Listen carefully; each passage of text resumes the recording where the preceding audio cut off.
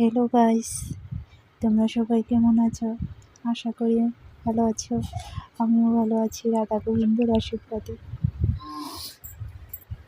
তো আজকে দুপুরে রান্নাবান্না অল্প একটু ভিডিও করেছি, তোমাদেরকে তুলে ধরার চেষ্টা করেছি।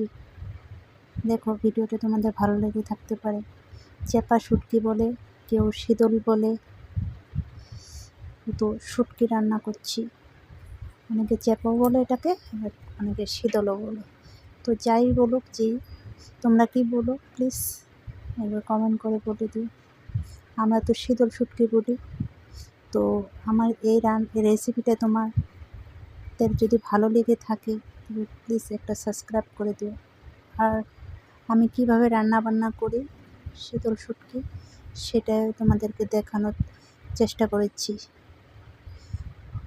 অনেকে অনেক ধরনের করে রান্না করে, আমি এভাবে কাটাকাটি করে বেশি রান্না করি, মশলাও তো দিই না। তো এভাবে একবার রান্না করে তোমরা খেয়ে দেখো, ভালো লাগবে।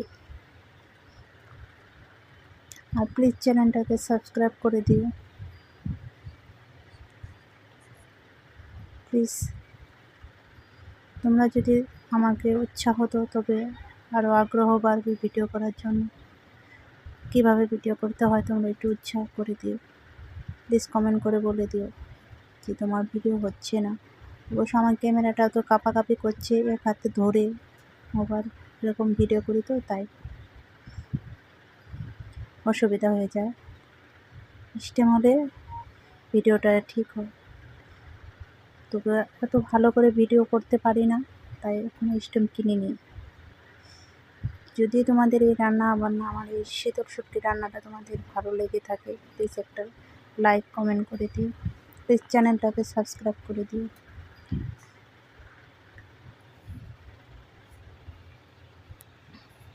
সম্পূর্ণ রেসিপিটা শীতলের দেখিয়ে দিয়েছি, তোমরা কিভাবে রান্না করো সেটা।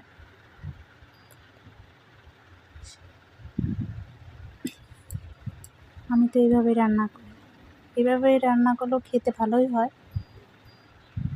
এক একজনের এক রকমের ধরনের রান্নার স্টাইল হয়, আমার রান্নার স্টাইল এইভাবে হয়। তোমরা কীভাবে রান্না করো প্লিজ বলে দিও।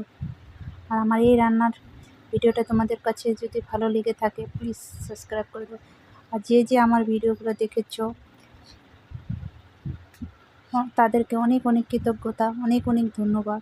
আর প্লিজ চ্যানেলটাকে সাবস্ক্রাইব করে অল্প শেয়ার করে দিও, আমাকে একটু এগিয়ে যাওয়ার জন্য একটু সাহায্য করো প্লিজ।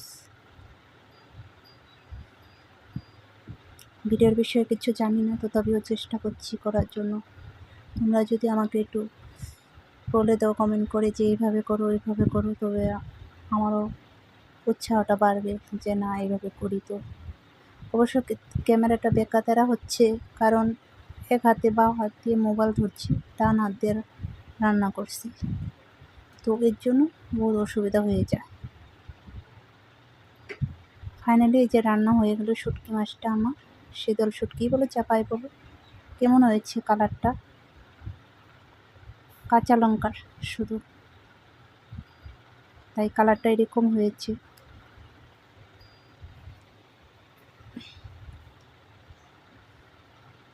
শুকনো লঙ্কা খাই না, কাঁচা লঙ্কা করে কেটে দিয়ে রান্না করেছি। যদি ভালো লেগে থাকে প্লিজ একটা সাবস্ক্রাইব করে দিও।